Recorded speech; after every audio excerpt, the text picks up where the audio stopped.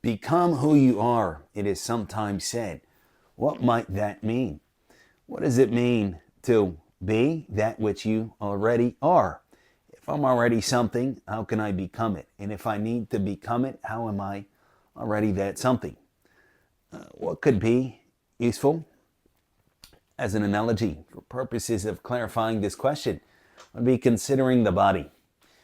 In some salient sense, it seems appropriate to say that I have the same body that I did a year ago and 5 years ago, and even when I was born, whenever that was. And yet, in a different way, that seems obviously false. Clearly, a baby body is not the same thing as an adult body. So, in which way is the body the same, and in which way is it different? For the clarification of that question, it could be useful to consider a recipe and meals prepared according to its instructions. When we say, I'm eating for dinner the same thing today as I ate yesterday, say it's some kind of complicated meal, mix this and mix that. What does that mean? What it would seem to mean is that we have conformed material content such as is different. Like yesterday's, say, eggs, they're gone, or they're in here, or elsewhere. Right? So today's eggs are definitely different. Today's flour, baking soda, whatever it might be, is definitely different. But it's conformed, to that which has remained the same from yesterday, which is the recipe, if it is the same recipe. Right? Everything prepared according to the same recipe can be said to be, in some sense, the same meal, while in a different sense, it is a different meal. It's a different meal because yesterday's meal was eaten yesterday, and today's meal is eaten today, but it's the same meal because all of that is conformed to the same, to the same recipe. Now, applying that analogy to the body, that would seem to be the condition, if which met, would constitute the same body.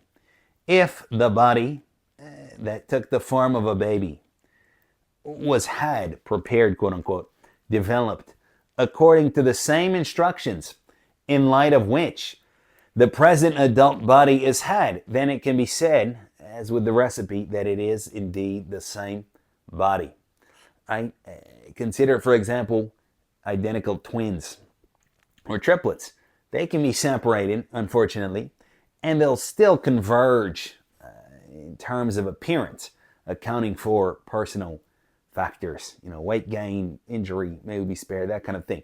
They're going to tend to converge in appearance, which indicates that despite the fact that they're eating, let's say, totally different food, one is raised on one continent, another on another, in different environments, they're breathing different air, all kinds of things.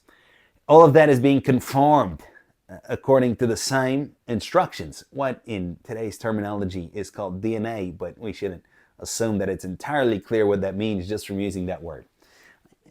And that's why we would say the twins are identical, and just so, arguably, that would be why it is correct to say, in a very real sense, I have the same body that I did when I was born. That was me that was born. That big picture is of me.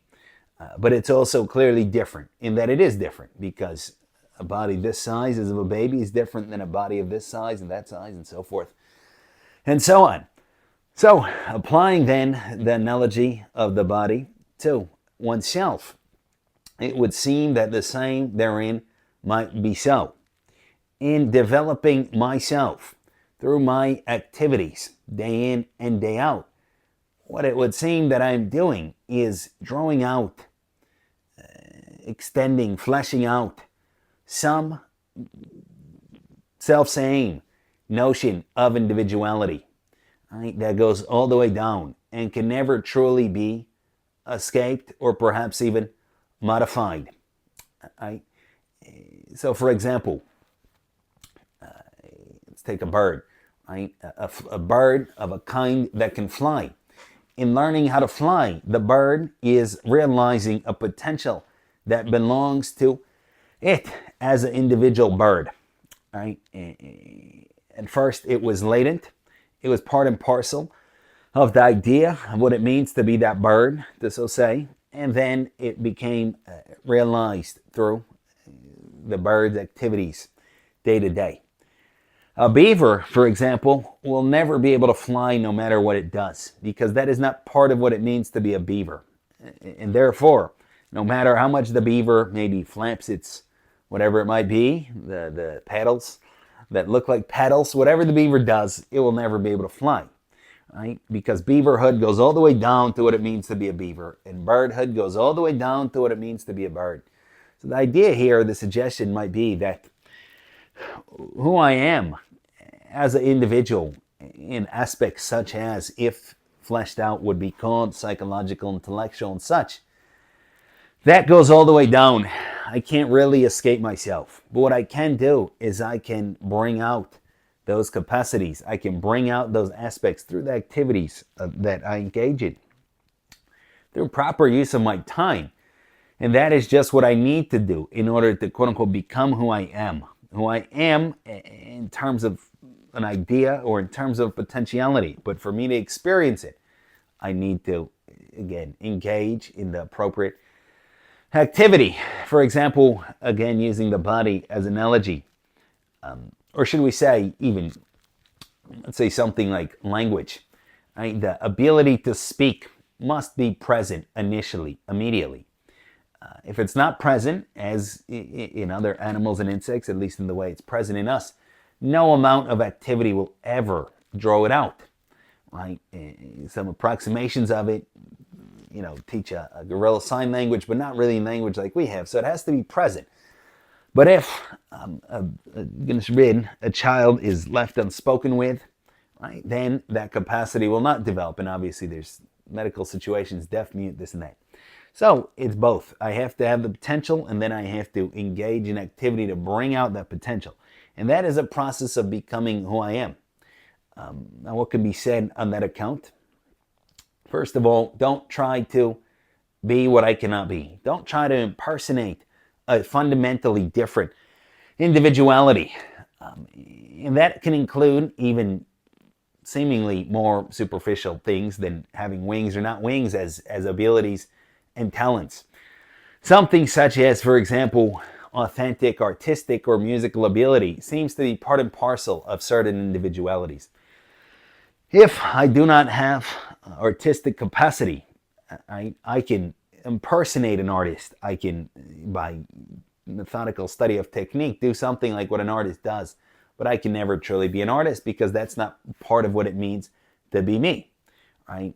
If, let's say, obvious example, having wings is not part and parcel of what it means to be a person, a human being, then no amount of impersonating wings, flapping my arms, gluing on fake wings, something like this will not, in fact, give me wings, right? So don't try to be something I'm not. Don't try to impersonate somebody else. I can only be myself, but that's good enough. And with methodical daily effort, at least weekly effort, hopefully, but ideally daily effort, over the course of days, weeks, months, years, hopefully I can become in reality what I am in potential and be there to experience it. And that is a good time, we would say. That's what it's all about. So we can think about it. Thank you for listening.